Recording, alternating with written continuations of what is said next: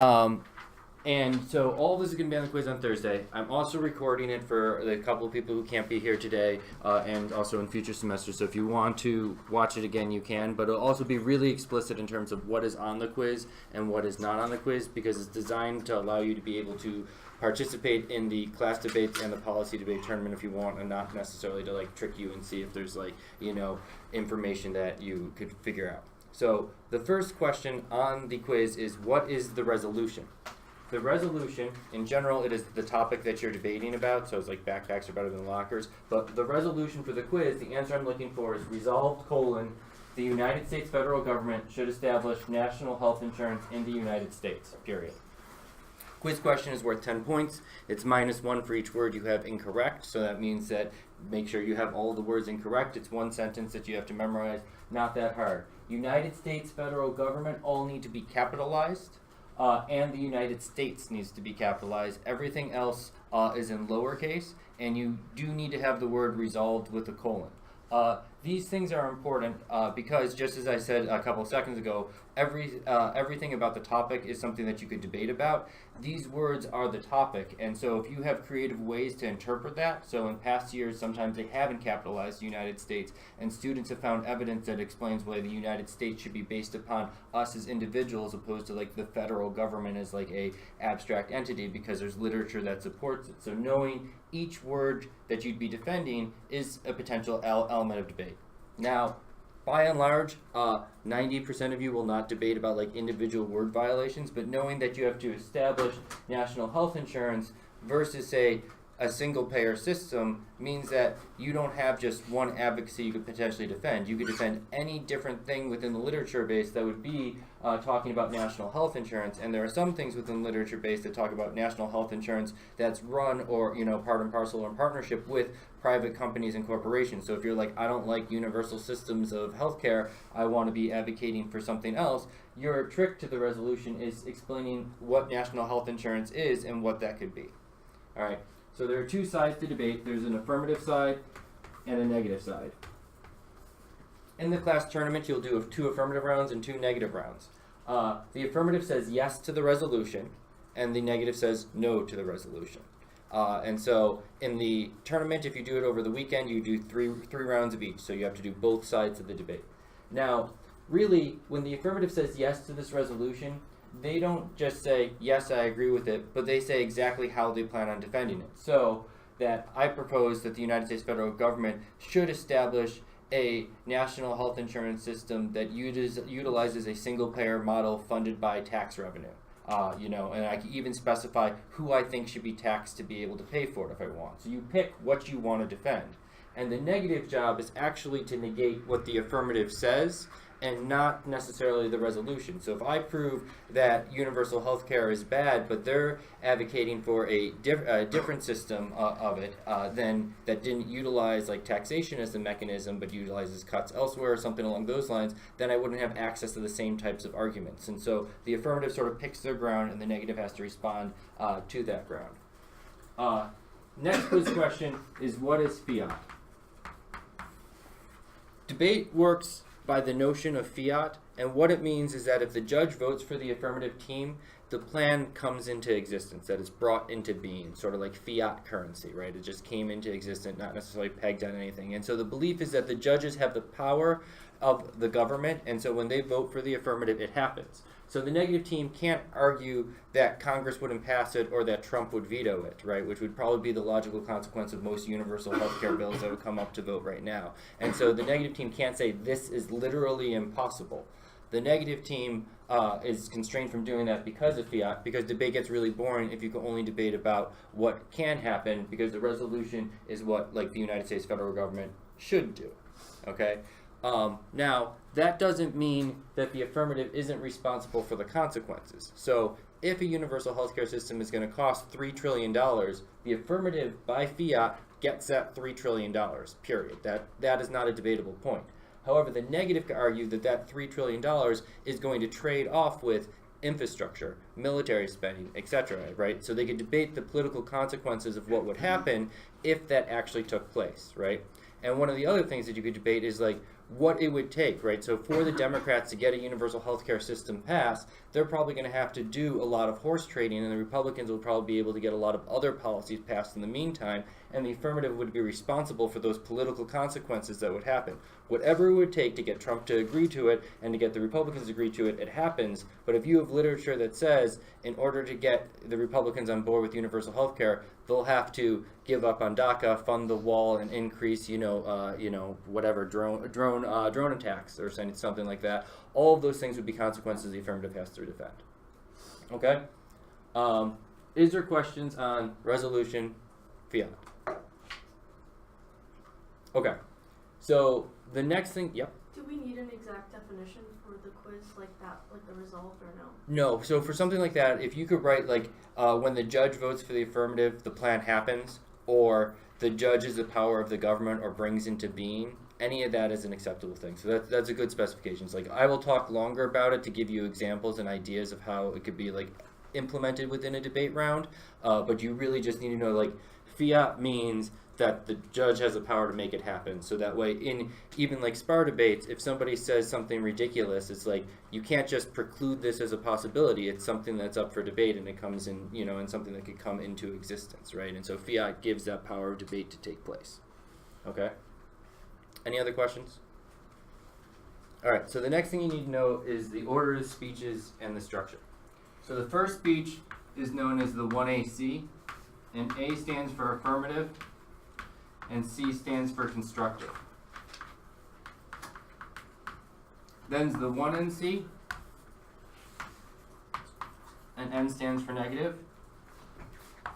Then 2AC, 2NC, 1NR. R stands for rebuttal.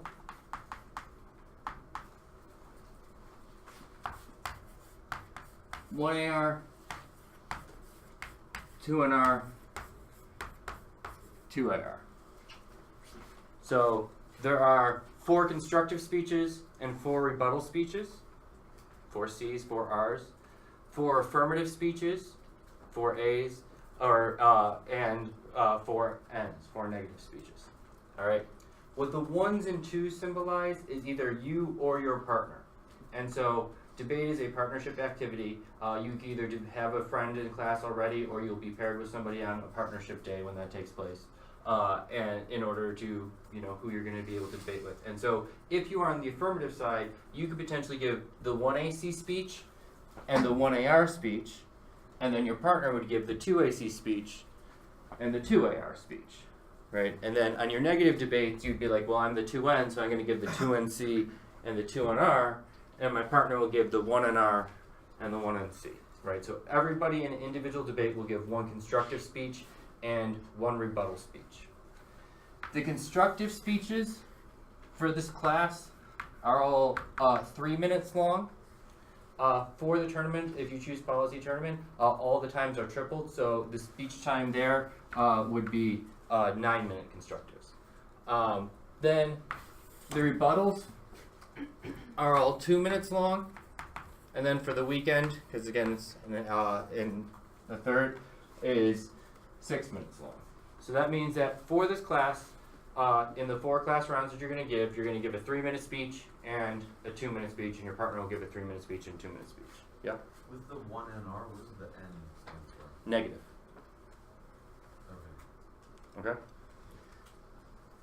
After each constructive speech, there is also a cross-examination period, and the quiz question is worded, who cross-examines who.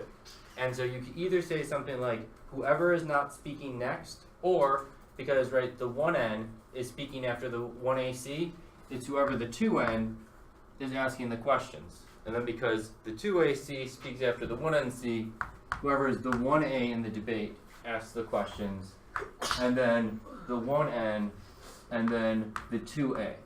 And so when I ask for the order of the speeches and who cross-examines who, you could just write this chart with those little things there, because that symbolizes who's supposed to be asking questions. Or you could write the order of the speeches and say When who cross-examines who, just whoever isn't speaking next. So in your debate, if you are giving the next speech, you shouldn't be asking questions, you should be preparing for your speech. And that's why whoever is not speaking next is the one asking questions, is because that functions as sort of free prep time for you to get your thoughts together and prepare your speech before you get up and speak. In the class, cross-examination is 1 minute long, and then for the weekend it's 3 minutes. During the course of the entire debate round, you get for the class 3 minutes and 30 seconds prep, and for the tournament 10 minutes during the round. And so you can use your prep time however you want. So you can use 15 seconds here, and then another 25 seconds here, so on and so forth. And the goal is you should try and save as much prep time as you can for the end, because earlier on you could probably predict a bunch of their arguments, right? If you're going to say healthcare is a right, you could probably predict they'll say it's not a right, it's a luxury that people pay for, and you should probably be able to sort of have some answers prepared in your head for what you would say in response to that. But by the end of the debate, it's harder to, okay?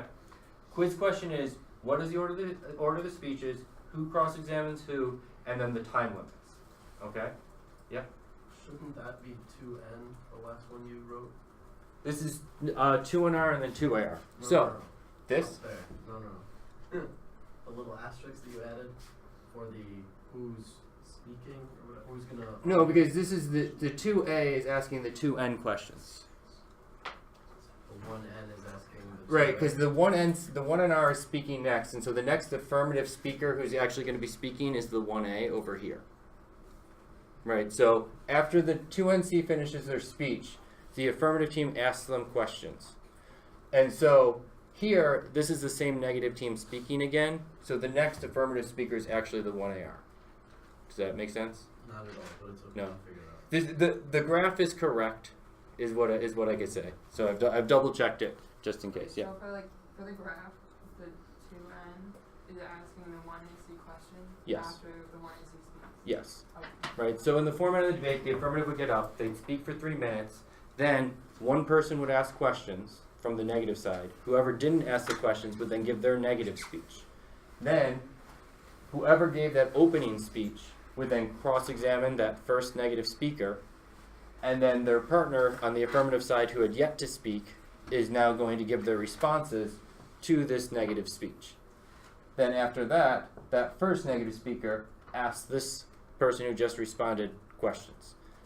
Then that negative speaker who has yet to speak speaks for the first time, answering those things and explaining why their first arguments are still correct. Then the other negative team speaks again, but this is now a rebuttal speech. And so the next affirmative speaker who's here is the one who's asking this constructive one's questions. There are no more cross-examinations once you get to the rebuttals. So it stops there. Okay. 2 things that should be interesting. First is that here the negative speaks back to back, and the affirmative has the first and last speeches in the debate. So they get to frame the debate, but the benefit is that the negative has a block of time. The reason why this is important, and so I mentioned this in SPAR debates when we first started talking about judging, is that anything that is not answered by the other team in their first available speech is considered a conceded point. So if I say the sky is pink and you don't answer the sky is pink and that's it. That's probably not going to win me the debate round, but it means that that's a truth for that debate round. If I say that 3 million people are dying every year because they don't have health insurance, whether or not that is true, if that other team doesn't respond to it, as a judge, you have to take that as a true statement at that point throughout the debate.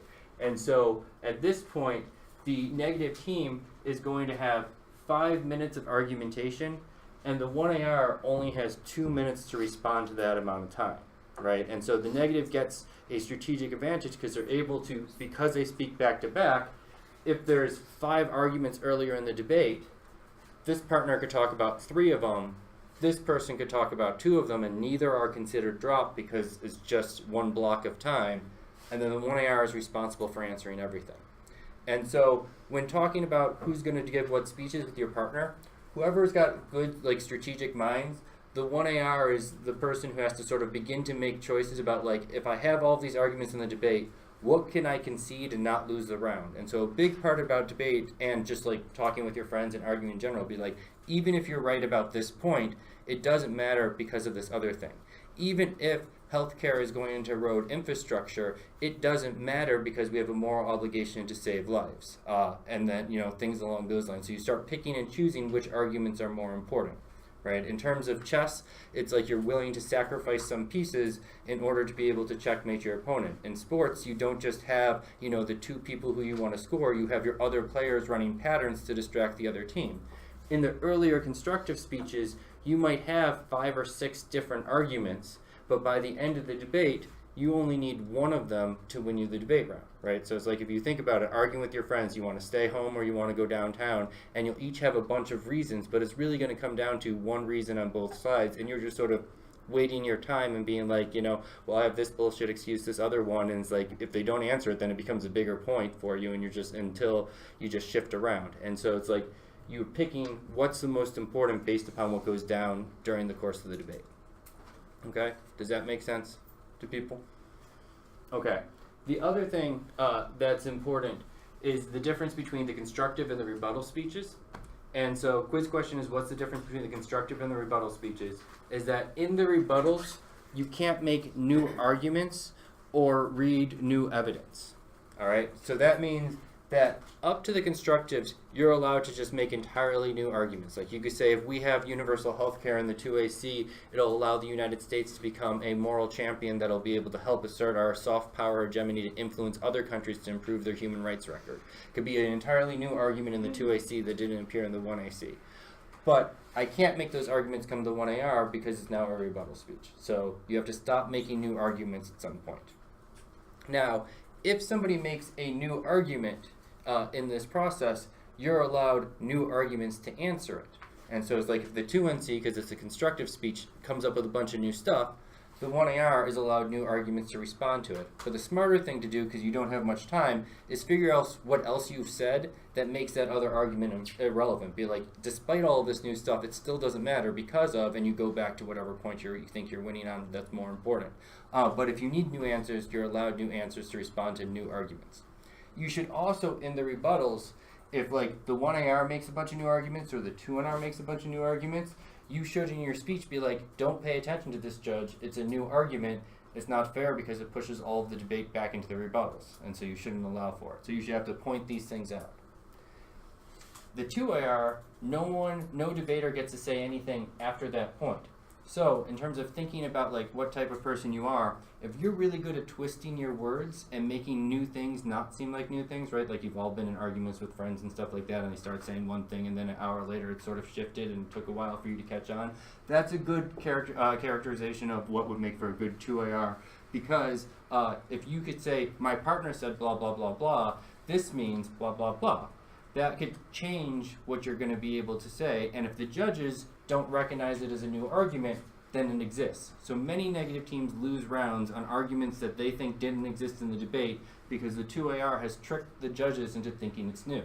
When you judge, if you think something is new, you could write on your ballot, I would have liked to vote on this argument, but it's new in the 2AR, so I can't consider it. But that's entirely up to the judge to be able to catch that mistake. And what is a new argument versus just responding to something is, up for debate. Like, if you drop a point, you could be like, yes, I conceded that, but that doesn't matter because of this. And so that's sort of a new interaction, but not a new argument, because you're just sort of taking the pieces that have already existed and piecing them together, which is what the rebuttal speech does. Okay? Questions on format, time limits, dropped arguments, anything like that? All right. Yep. So the prep time is how long is that? 3 minutes and 30 seconds in class, and then over the weekend, if you do the policy tournaments, 10 minutes.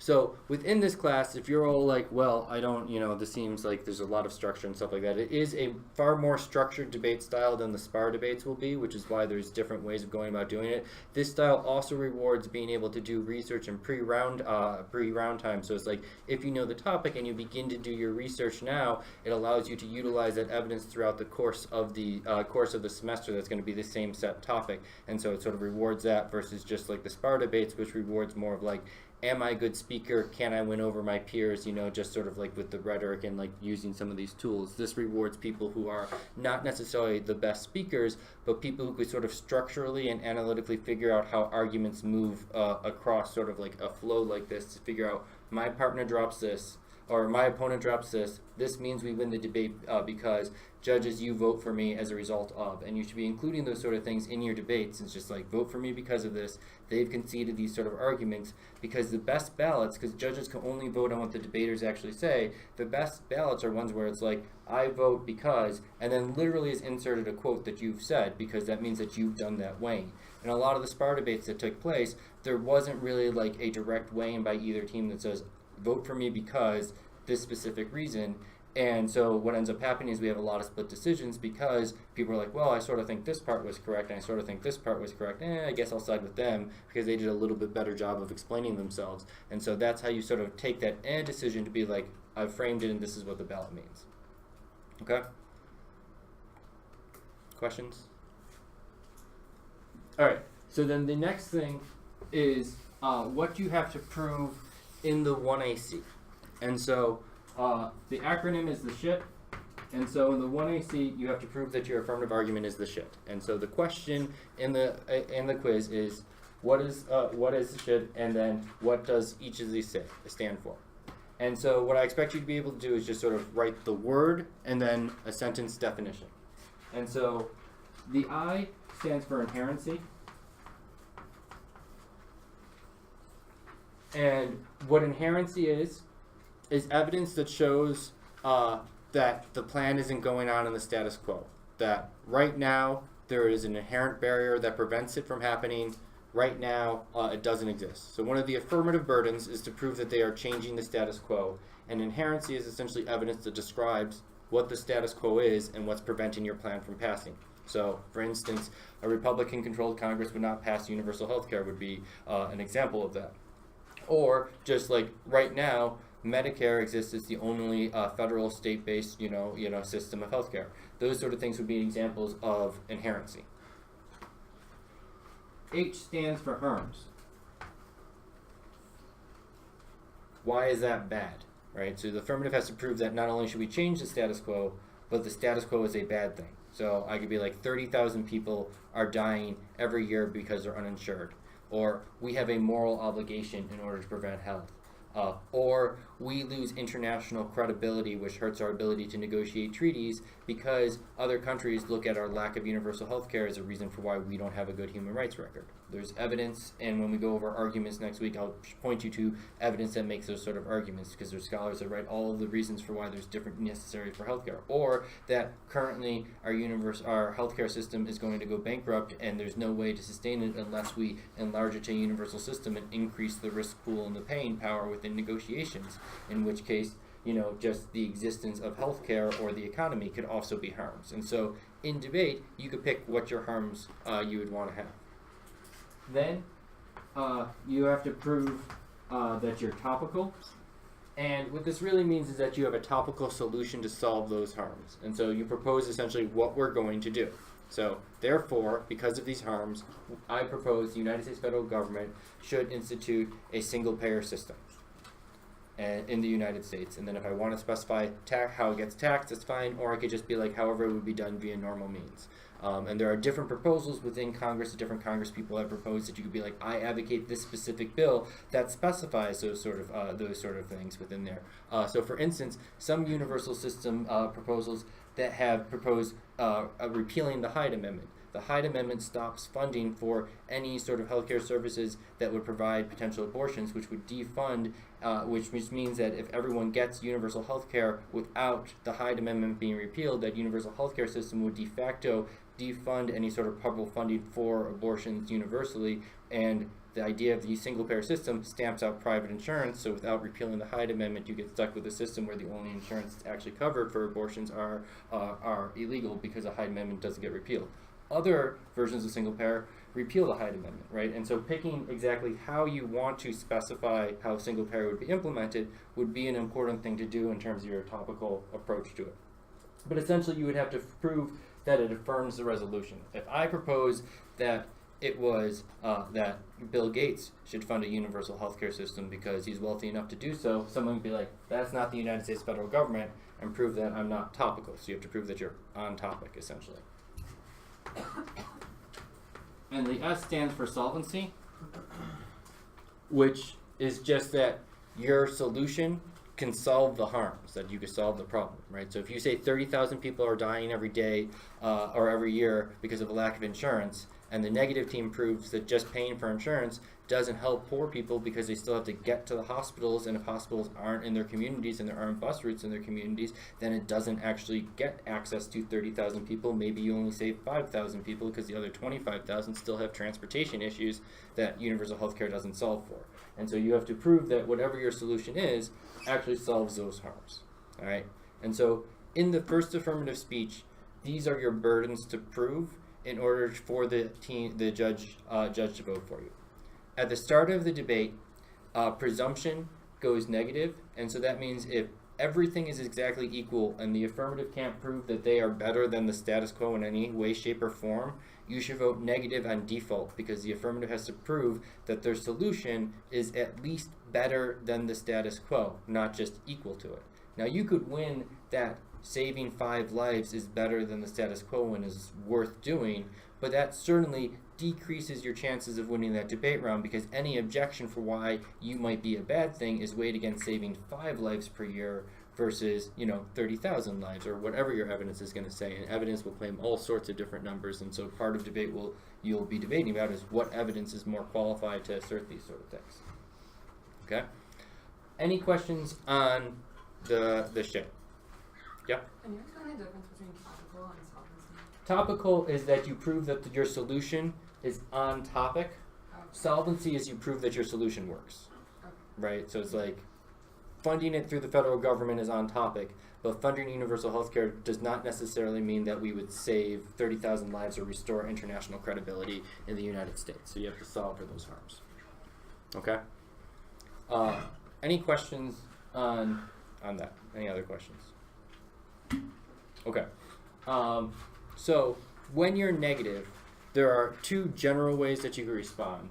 The first is on case, and the second is off case. On case is where you directly respond to the shit, and you just say universal health care wouldn't solve it because of transportation issues, or there really isn't 30,000 people who are dying.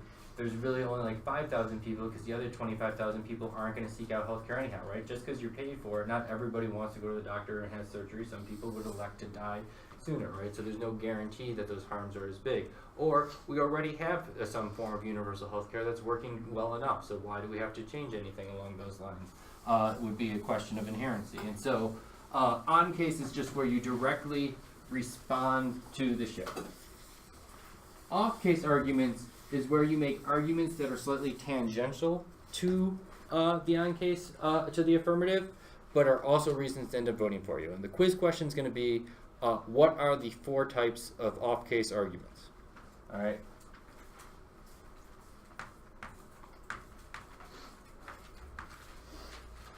The first type of off case argument is known as a disadvantage, or a DA for short. Okay. So. And what a disadvantage is, and I expect you to be able to define it in like a sentence, is a linear chain of events that the affirmative sets in motion that causes something bad to happen. A causes B, causes C, and C is bad. So just like the affirmative causes something to happen, which is bad, is an acceptable answer to me. Or if you could literally write A yields B yields C, C is bad, that's also an acceptable answer.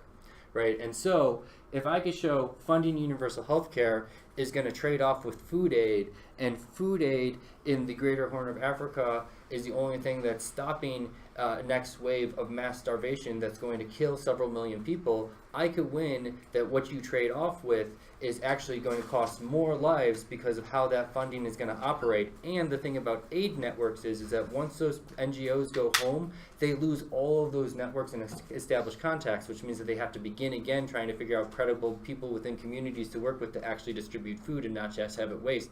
And so to set that back in order to fund universal health care is not the time now, because there's a increased amount of famine that's happening currently.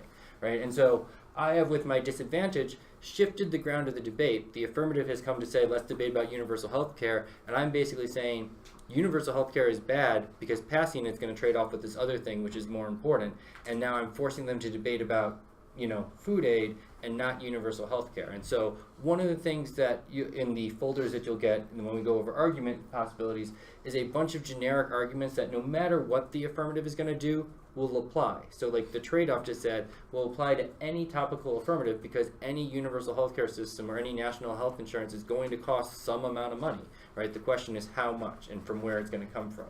And so you could sort of shift that ground of debate.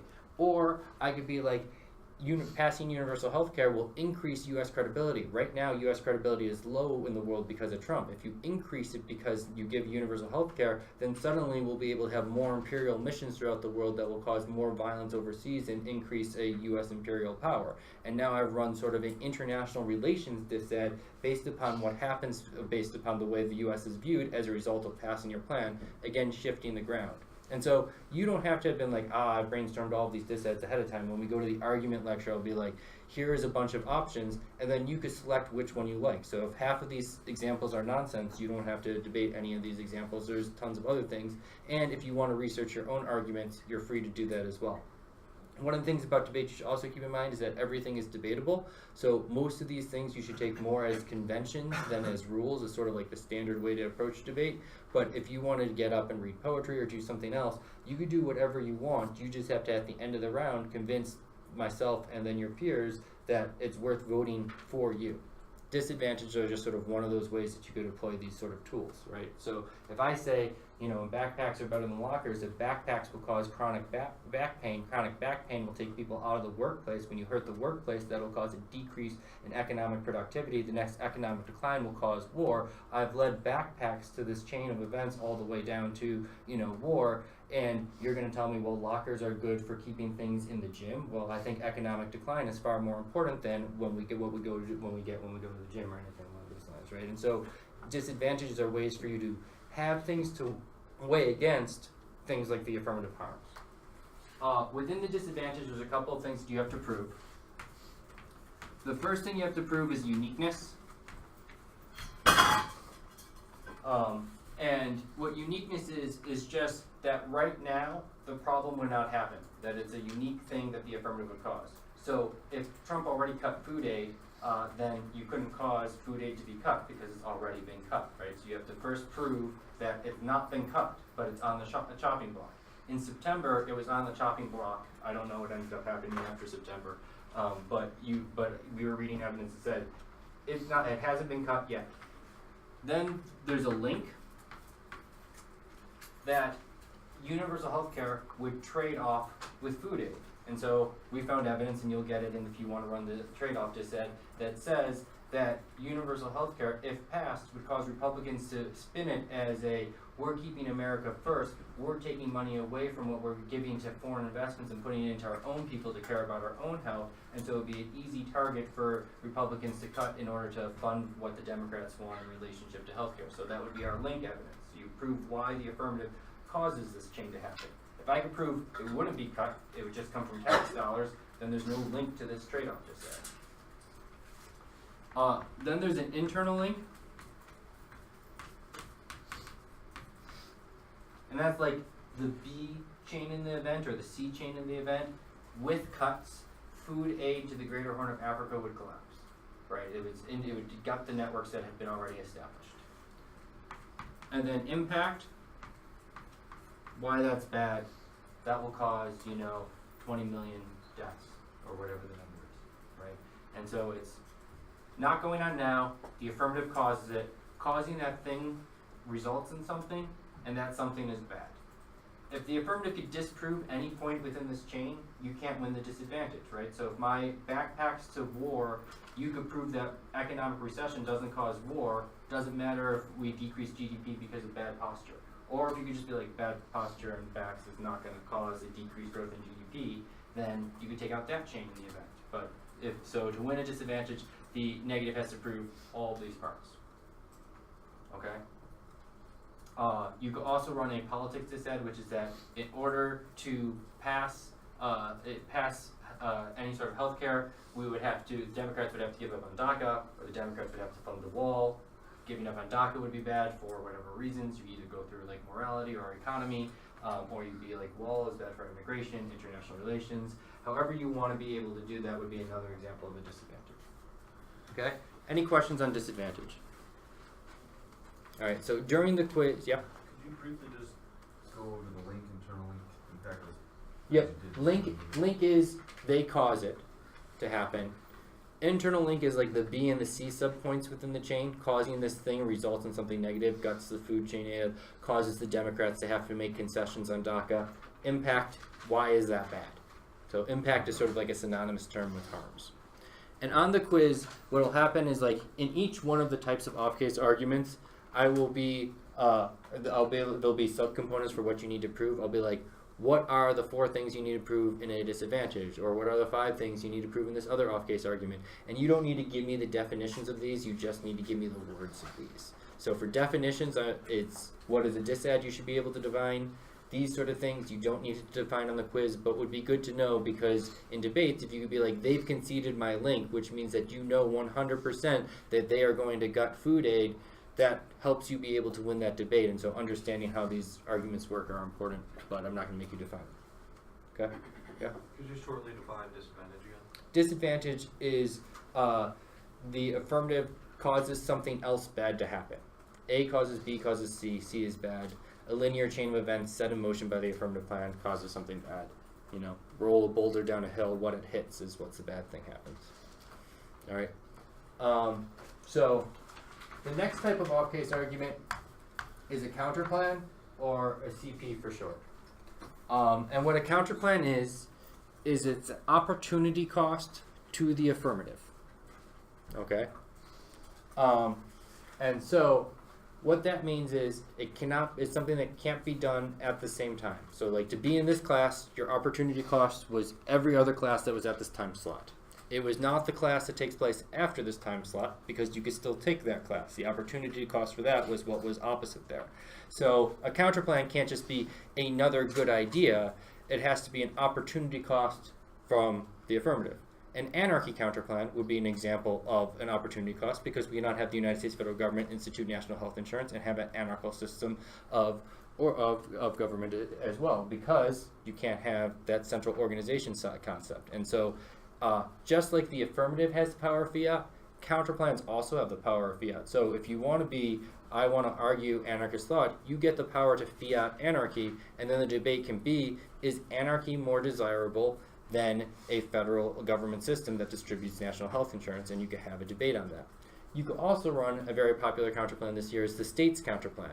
Instead of having the federal government implement national health insurance, we should have the state governments implement state health insurance for each one so that way people could be able to choose where they want to get, and it preserves a federal system of checks and balances because a national health insurance is not a federal right, it is a state right that should be able to be upheld.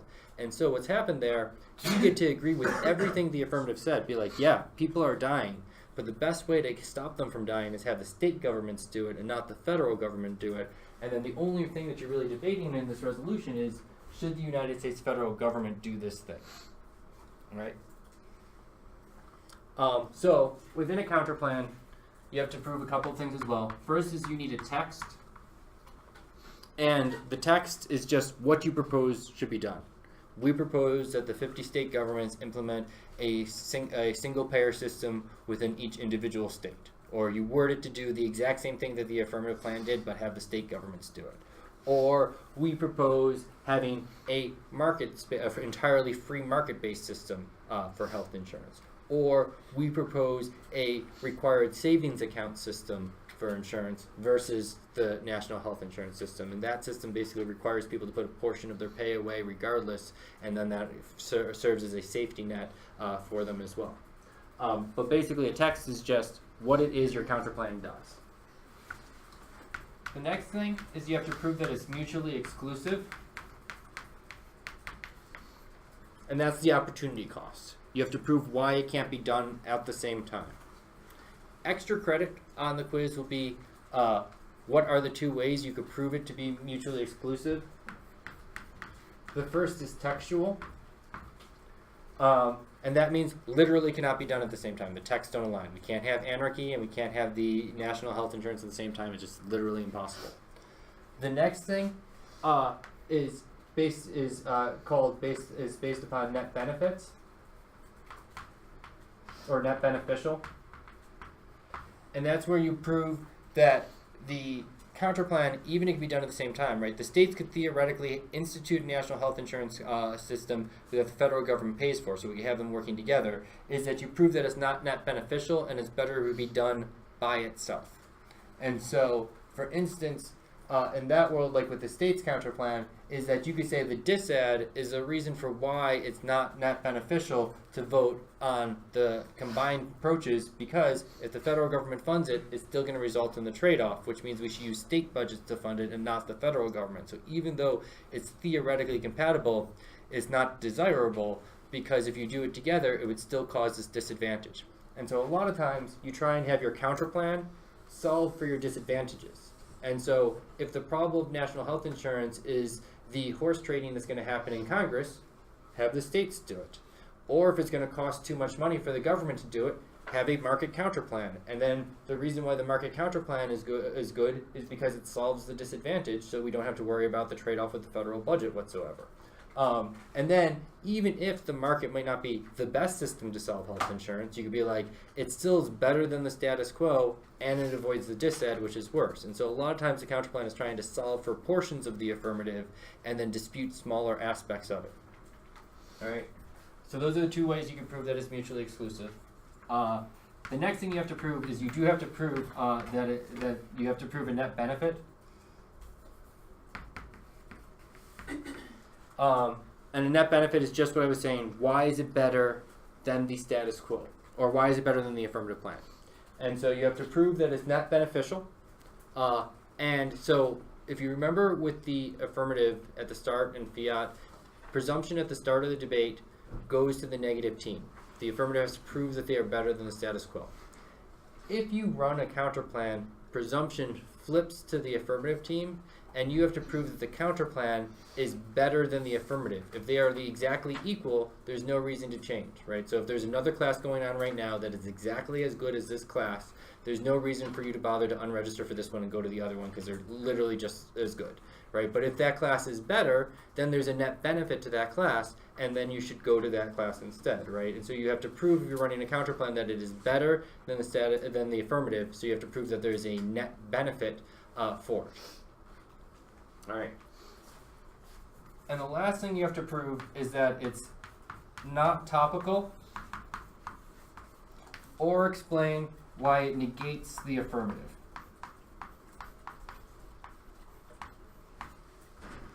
So there are theoretically, and this happens in class sometimes, some people will say single payer system and specify taxing. And the negative team will run a counterplan that will specify a single payer system but will trade off with something else. Both of those technically affirm the resolution because both are a national health insurance system done by the federal government. The question is, where is the funding coming from?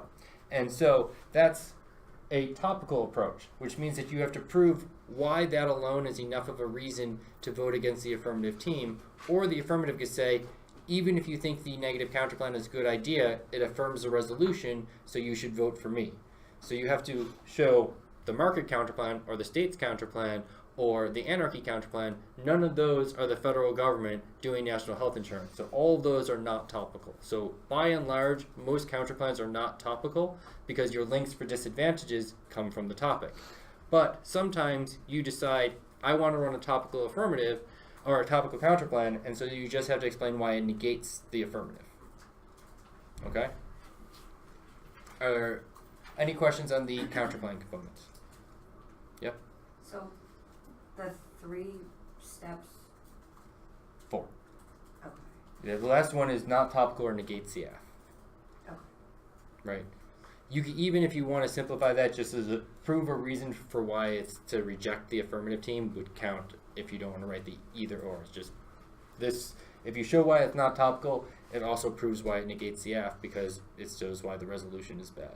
So if you want, you could just write this. Most people just start with, we propose this counterplan, it's not topical. Any other questions on the counterplan? There's one other question on the quiz that pertains to it, and it's what are the two different ways you could run a counter plan? Those are conditional and unconditional.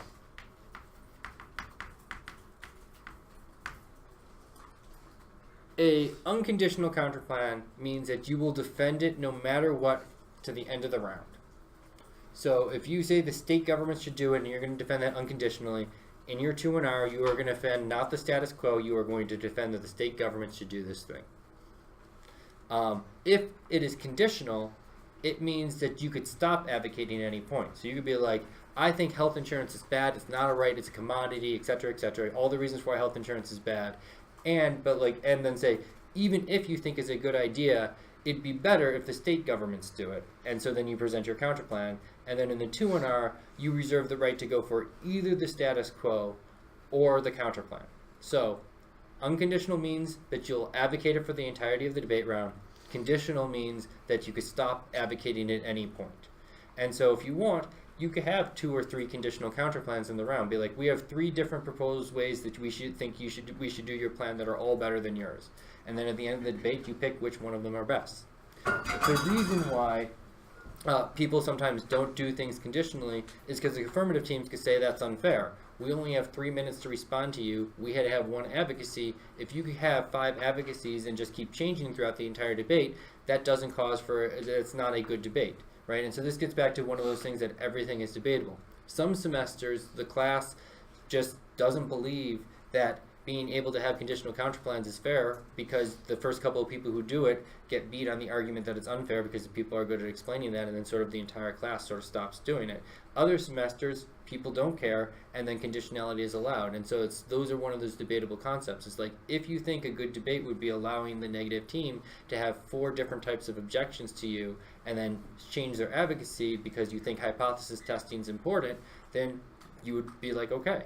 If you think that that's unfair, you can be like, that's not right. It's better to have a more in-depth debate versus a more breathful debate. And then you have to convince your peers that, depth of education is better than breadth of education, right? And so that's the difference between a conditional style of arguments versus an unconditional style. Unconditional is going to create more depth on fewer arguments, whereas conditional styles is going to create more breadth on a greater number of arguments. And you could win a debate on the other team did something that's unfair. Don't allow them to do this, because if you have to debate them in the future, this practice will continue. And so the ballot then becomes a tool that's used to stop certain unfair practices from happening within debate, and not just a referendum on, is this resolution good or bad? Okay? So, quiz question is just what is unconditional, what is conditional, and then counterplan. These are the subcomponents. Extra credit if you can remember textual and net beneficial. And you should already have net beneficial because you need to know the net benefit within a counterplan. Okay? Alright, so the next type of off-case argument is known as a critique, or a K for short, because debate got critiques from the German literature base that spelled critique with a K and not a C. And so a critique is a philosophical indictment of the affirmative's ideology, epistemology, discourse, ontology, whatever it is that you want. Right? So if you take a lot of philosophy classes and you're like, I really love Nietzsche's nihilism, you could run a nihilism critique every debate round, because every affirmative is going to try and save lives and try and affect change in the world, opposed to recognizing that death is inevitable, and the best thing that we should do is embrace suffering, because the more we try and overcome things, the more we're constantly going to be upset at the way the world works, and it'll cause us to be locked in an endless cycle of resentment. And if you're good at explaining philosophical literature like that, you could win those debates and use these critiques as a reason to reject the affirmative team. Another example is the critiques of discourse, where you critique team's language. So if somebody's like, he says this, he says that, and you're like, I'm not a he, you could run a critique of gendered language and say, you should vote against this person because he keeps on raising my gender as a she, and this is part of the way the academic literature base is always downplaying women's participation within the activity, and things like all men were created equal are literally used as a way to not give women rights, right? And so you could be like, you should lose the debate because of their discourse, right? And you might be like, oh, well, whatever, I just said this one individual word, but if you could convince the class that, no, this discourse matters enough of a reason to pull the trigger, you could win that debate round, right? Like, if somebody just made a bunch of, like, racial or sexist slurs throughout a debate round, there should be an ability to be like, even if they might be right, that national health insurance is good, they should lose this debate round because this is not an okay way to engage with us within debate or academic spaces. Unlike what plans and disads operate and counterplans operate on the logic of fiat, critiques often operate on what's known as a pre-fiat realm. And so fiat is a belief that when the judge votes for the affirmative team, the plan happens. Pre-fiat is everything that happens before that point, right? And so that means what's going on in the actual classroom and what we're doing here currently. And so if this activity in college and debate is an educational practice, which right, it obviously is, and we also obviously know that if any of you vote for the affirmative team, that national health insurance will not actually pass because we are not actually the government, that regardless of if you save 100 million lives in this imaginary world that we have no power over, that's irrelevant, because if you have a 0.01% chance of affecting somebody's mind in this classroom, that's a more important effect because that effect happens in the real world. And so it's like if you go home, if you send a couple of people home being like, I won this debate but I lost because I happened to keep saying he and I was debating some women, isn't that ridiculous, right? And that conversation that happens outside of it means that education is slowly spilling over, and it might not affect everyone, but the small chance that it might get one person is a real world effect that post fiat would not actually happen. Right, so in the class, to embrace nihilism and be like, we don't have to always change things. We could sometimes be okay with the world as it exists, is an educational moment that allows for us reflection that might actually change the way we engage in the world. And so you could explain why this real world thing matters. If this seems like nonsense because you're like, I want to debate policy, the resolution is the United States federal government should, you could debate that and be like, no, it is more important because this is one of the few opportunities where we can actually learn about how policy making happens in relationship to national health insurance and like things like the Hyde Amendment or how things get funded. And we would never get that if every time somebody said a incorrect word that's offensive, we stopped debate and we rejected that team. And so you could debate about, is pre-fiat or post-fiat more important? Does discourse matter? Does it not matter? All of those things are debatable, but what critiques do, it's shifted that ground away from that resolution to be like, I want to talk about this other thing, right? So if you happen to be into critical race scholarship, or if you're into feminist theory, or if you're into any sort of like ism type literature base or any philosophy base, you could figure out a way to take that critical literature base to critique the resolution, and that could be an argument you could use every individual debate round, because regardless of how they choose to implement it, it's always going to link to some of these core sort of criticisms. And so again, front load your work for the class this semester. I think Thursday is like quiz, partnerships, argument lecture, and I'll be like, here's all the arguments that exist. You can start going through them, and then if you're like, I don't like them all, or if you're like, I really like this textbook that I read last semester, you can start turning that into an argument and use that for the duration of the semester, and then start fine tuning it immediately. So with critique, again, you have to prove certain things. The first thing you have to prove is a link. You have to prove that they are racist, sexist, homophobic, try to change the world. Whatever it is that they did that you think is bad, you have to prove that they did, right? If I never said he, you can't criticize me for using sexist language because I didn't use that gendered language. So you need to win a link. Then you have to win an impact. Why is that bad, right? So if I win that you use a gendered language, but I can't win that gendered language is a bad thing, then it doesn't matter if I use this word. I have to win that discourse actually translates into something negative. And generally it's not just like you said something sexist, sexism period, is you actually warrant out why sexism is bad. Because keep in mind, at the end of the debate, you're going to have to weigh this impact against their harms. And when they're saying national health insurance could save 30,000 lives, and we have a moral obligation to make sure that the uninsured and people who have the disproportionate effects of capitalist industries get health insurance, and you're like, but you said something sexist, it's going to pale in comparison unless you can warrant out for how that becomes a bigger impact and why implementing these sort of things within the round matters. And part of that relies on using pre-fiat to warrant out your impact level to explain why education is more important than viewing ourselves as policymakers. Then you need to prove an alternative or solvency. And so an alternative could be like sometimes if you're critiquing something, so like a capitalism critique, most even single-payer systems still rely on capitalist methods of implementation. There are Marxist critics that say instead of using capitalist modes of distribution, we should use a diverse economy method of distribution. And so the literature base is, is more complex than I want to get into now. But essentially it's like, this is my alternative, and then I read a scholar that says diverse economy is a better way to explain the world than it is than capitalist systems, right? Or you could just be like, Marxism is better. Or you could be like, just rejecting them, sending them home with the loss will create solvency because it means that they won't use that again, right? I guarantee you is that if you lose 2 debates because you said a word that you lost around the people in this class and I thought you shouldn't be saying, your 3rd debate you're probably not going to use that word because you're like, it's not worth the loss, I'll just use something else, right? And so there's a certain amount of solvency to voting against certain people because it causes them to change the way they interact within the world. And the other thing, like a counterplan, you have to prove that it's mutually exclusive, which is that you can't do the critique at the same time, right? So if the affirmative team in relationship to a capitalism critique could prove that national health insurance helps participate within a diverse economy and helps move us closer to a Marxist system of ordering society, then that's not mutually exclusive with my diverse economy alternative. Or if I could be like, I'm sorry that I called you he, I'll try my best not to do it again, I'll say that it's she. If that's good enough, then it's not a reason to reject me, right? So you have to prove that your critique can't be done at the same time. And a lot of times the reason is because it comes down to hypocrisy. If every time I say something bad, I'm just like, I'm sorry, ignore it. Here's this other issue where I'm never actually going to change. So you need to be able to actually reject someone to make that happen. Or if we're always like, sure, we'll get to Marxism eventually, or sure, eventually we'll care about the animals despite all of the animal testing that we require in national health insurance, but we never actually do, that's a reason for why we need to reject and do this critique first and put it as something that's mutually exclusive. If you could do the critique at the same time, it's not a reason to reject them. All right? Questions on critiques? Okay. The last type of off-case argument is a procedural. And a procedural argument is essentially where you say that the team has done something that is unfair or bad for debate and they should lose. They should lose the round on the procedure.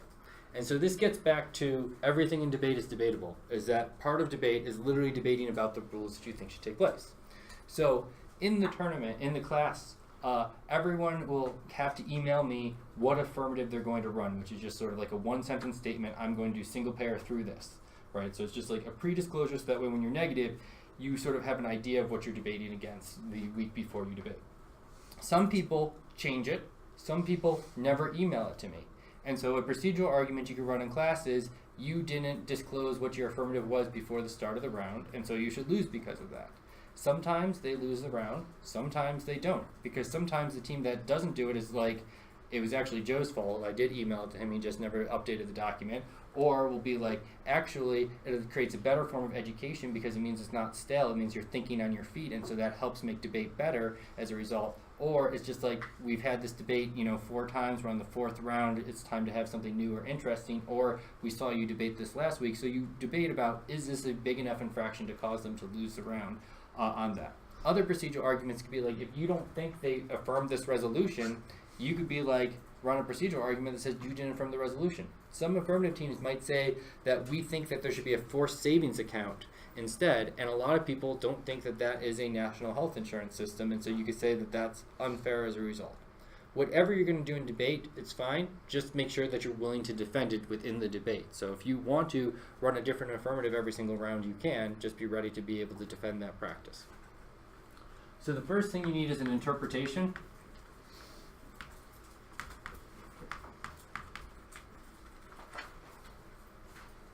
And an interpretation is what you say you think the rule should be. So say somebody just read really fast in their first speech and you couldn't hear a word that they said. You could be like, my interpretation is that in debate, people should only speak conversation speed.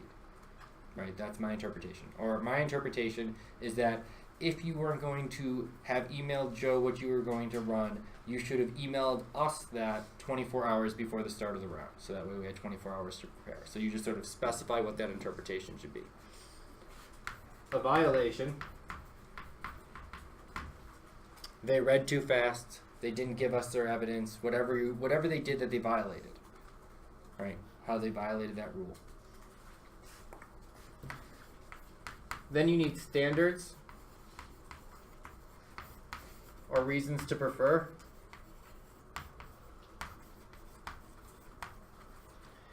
And that's why your rule is a good rule. So speaking at conversation speed is better because it means more people are going to be able to listen to it and hear it. It means that it's more accessible to the real world outside because we have to talk to different people. People who have English as a second language would be more readily able to participate if we speak slower, stuff like that. However, if you said, you could also say, like, in response to any of those things, you could be like, talking faster allows us to get into more arguments, so it allows us to get into more depth. This is not about talking to people in the outside world, it's about talking to increasingly smaller audiences so we can weigh out the actual evidence, because it takes a lot of evidence and we have time limits, and so talking faster gets more knowledge in. So you have to prove that the rule that you have is a good rule and that it's a desirable rule, and that's just reasons to prefer your rule or the standards for the judge to be able to evaluate it based upon. And the last thing is that you have to prove the voting issue. And that's, why is it worth voting on? At the point we couldn't understand anything in their 1AC, I don't know how to structure my 1MC speech in response, so that means the entire debate is skewed from the start, so everything's gone. They didn't disclose 24 hours ahead of time, which means all of the pre-round prep that I did planning is no longer useful, so that means that I have nothing to say, so it gives too much of an unfair advantage, right? And so you always want to show that why this procedural issue is worth voting on, because if I talk really fast in the 1AC, maybe I'd be like, all right, I will slow down in my 2AC speech and repeat the points that I made so that way you can still debate. You have another constructive speech. I have to repeat myself, so that means that damage is already done. So it's like I've lost my 1AC speech as well. And so you have to prove that your rule that you've come up with is worth voting on, which is the voting issue to it. All right. Questions on procedural arguments? Okay. Now, with procedural arguments, anytime in a debate that you think someone's done something unfair or bad for education, you could structure a procedural argument on that. So whether you're affirmative or negative, you could be like, they did this thing, here's my interpretation what debate should look like, here's how they violated it, this is why it's a good rule, and this is why we should win the round based upon it. And you should always sort of keep those things in mind. If you drop an argument, if you make a new argument, making a new argument is generally not worth a voting issue, because it's not worth voting against the team just because they've made a new argument. Generally, the appropriate response is just not paying attention to that new argument. And so when you call out procedural issues, you should think about, is this a grave enough violation that they have skewed the debate so much that you think you could convince me as a judge or your peers as a judge that they're going to vote against it, or is there a more appropriate punishment? And if somebody against you says you've done something unfair, one of your responses could be, it's not worth voting against me, instead you could do this other thing, or you could be like, here's a different way that this rule should work. Okay? And so just like with dissents and critiques, in order to win a procedural, you have to prove all of these subcomponents within it, right? So it's like if I do mini golf with my kids and they do a double tap, I can either be like, that's cheating, we're leaving, we're going home now because you've cheated, or I could recognize that I'm better at mini golf, and so the double tap helps make for a more equitable game, and so I will say until the age of 10, we will allow for the double tap, and at that point it's important to then teach the rules. But people can easily say rule-based education is important, and you need to draw a line, because as soon as you think you can get away with cheating, you'll continue to do it more and more, and so it's important to send an educational signal, right? And so those things are fundamentally debatable, and that's what the procedural argument is about. Okay? Any questions on procedural arguments? Yeah? So since this is one of the off-case arguments, which goes under the negative side, is the affirmative allowed to call these things out The in regards to negative? Yeah, you could do that as a negative. You could do it as an affirmative in your 2AC speech. If like the 1NC ran a conditional counterplan, one of your responses, and in lecture 2 is when it'll be like, these are the ways you respond. One of those responses would be run a procedural argument against that counterplan, saying that it's unfair because it's conditional. So, yeah. But it's one of the generic tools, because one of the things people sometimes do is you could have an argument that says specifying funding is unfair because we should be able to debate what's normal means and what most of the literature base talks about. But you could have a procedural argument that says not specifying funding is also unfair because it means it could be a million different things, so we never have a stable debate about what it's going to be. So you could structure procedural arguments on both sides of the resolution. So it's like, if you're someone who likes to nitpick and play rules, you could be like, I'll be ready for my funding specification good argument and my funding specification bad argument, because whatever the affirmative does, one of these two will work, and you could literally spend tonight until that first round just coming up with a million different reasons for why specifying funding would be good for this class or bad for this class, and if you're able to win that argument, everything else that they've talked about has not mattered because you said that this is an important enough rule to uphold for this class as something as a result. So it's just debating about those procedures. Any other questions on that? Okay, so covering all of the quiz questions from beginning to end. This is what they are. First is, what is the resolution? I expect you to be able to write that statement word for word. Resolve, the United States federal government should establish national health insurance in the United States. The United States federal government is capitalized, the United States is capitalized. Minus 1 point for each incorrect word. Then, what is fiat? Fiat is the belief that, if the judge votes affirmative, that it actually comes into being. Then I expect you to be able to write the order of the speeches, who cross-examines who, and the time limits, which include prep time. Okay? I suggest that you should, on the quiz, put the class times, but if you put the weekend times, I'll give you credit for that as well, but you're all definitely going to do the class debates at the third times, and then some of you will do the policy tournament that will be triple the amount of time. Do you have a question? No, you answered it. That okay. Then after that, I expect you to be able to know what you can't do in the rebuttal speeches that you can do in the constructive speeches, which is make new arguments. Okay. Then I expect you to be able to know the shit, which means write the words and a one-sentence definition for all of them. Then I expect you to know the 4 types of off-case arguments and be able to give a one-sentence definition for all of them. And then also, I think I asked for 3 of them, is be able to just write the 4 subcomponents within each one. So it's like link, impact, alternative, mutually exclusive, or interpretation, violation, standards, voting issue. All right, and you don't need to know the definitions of all of that. And then the other quiz question is, what are the 2 ways you could run a counterplan? Conditional and unconditional. Unconditional means you're stuck advocating it. Conditional means that you can stop advocating it at any individual moment. And then also the extra credit is, what are the 2 ways you could prove a counterplan is mutually exclusive, which is based upon net benefits or based upon textual competition. Okay? Yep. You kind of just answered this, but I just want to clarify. So for the 4 different types of off-case arguments, do you want us to just write what they like? No. Okay, 1 second. Sorry.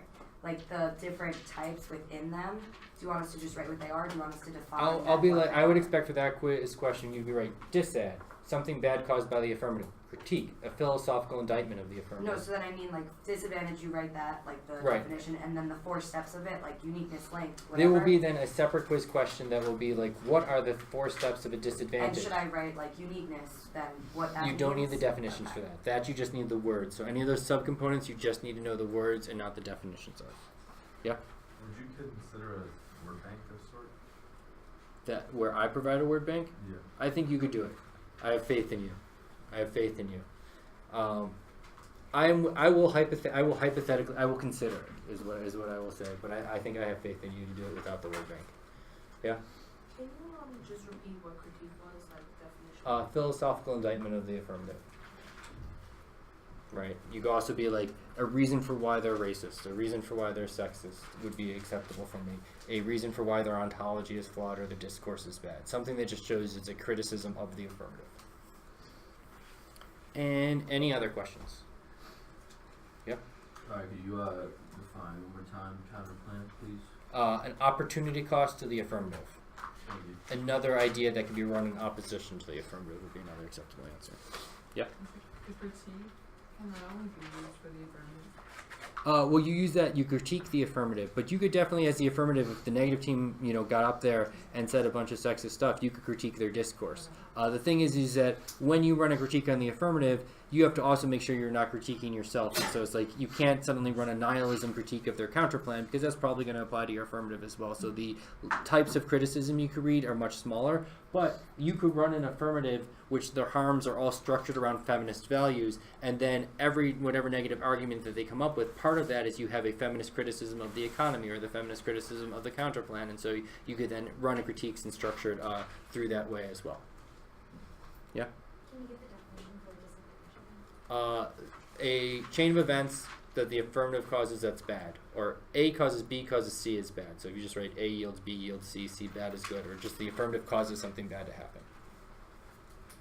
Any other questions? All right. Yep. For the extra credit, when we say like text and then the Net benefits. yeah. Yeah. Do we have to define those things or No, just you list could them? just list them. It's only 2 points, but it's it's something. Yeah. Yeah. Is that no? Okay. And then the other thing I'd say, just to conclude with again, is that literally, okay, again, everything in debate is fundamentally a debatable concept. So in the circuit, like at the varsity level, a lot of affirmative teams won't necessarily defend this per se, and so it's like we have a affirmative team who are 2 black women who argue that we should have a black feminist ethic of care that talks about black mothering, that uses works by Alexis Gums and Bell Hooks to explain why using the federal government is bad and why we have to invest in communities and utilize this, a critical feminist race scholarship lens, and never talk about national health insurance whatsoever. And we win a lot of rounds because 90% of what other teams say is just, well, that's unfair. And then we have all of the scholarship that criticizes legalism from the position of black feminist scholarship. So when we criticize that rule and we get judges to vote saying that forcing debaters to uphold using the United States federal government opposed to talking about their individual subject positions is bad, and talking about one's individual subject position and what they know about is more important. And so last semester we had someone who thought that disability politics was really important to them, and then they ran an affirmative that was based all around the question of like what it meant as an individual to be within the healthcare system, and said that by voting for them helped create a transformative mindset where we started reforming how we approach healthcare from the get-go. Sometimes they sometimes they won that round, sometimes they lost that round. We also don't win every round when we do it. Sometimes we lose rounds on that's unfair. However, we're more likely to lose rounds when people pick other scholarship that criticizes us, because just because we've picked black feminist thought, there's not like a whole bunch of other scholarship that also criticizes that. So like within the style of varsity national competition, people get deeper within the literature base to find answers to respond to that. Within the class, generally, there might be 1 or 2 teams who want to step outside or do something performative. We have had people do poetry or play music and explain why that's worth voting on and why that different orientation is important. But by and large, people don't do that. But if you're someone who is excited by those possibilities, again, the only thing that you actually have to do at the end of the debate is convince the people in the room to vote for you, and you could do that through any way that makes sense to you as a way to go about doing it. And these sort of things are just norms and conventions that have been useful for people historically to prove people to win rounds and convince people to end up voting for them. So you could approach debate however you want. If you think this is all structural, again, you just have to get through the quiz, and really the most important thing when we get to the class tournament is if you know when to speak and for how long to speak, you will be all right, because you just then have to say something and then do whatever feels natural for you. If you're able to make this structure work for you, it'll help really well in figuring out how to articulate things. But if it doesn't jive with your mind, you could do something else in order to make it more affect based and sort of logos based. And so that's entirely up to you if you'd want to do that. Okay? So quiz on Thursday. Again, I've told you exactly what all those answers are. It'll be recorded, and I'll send out the link online so that way you can watch it again if you want. And so it's just like repeat those answers.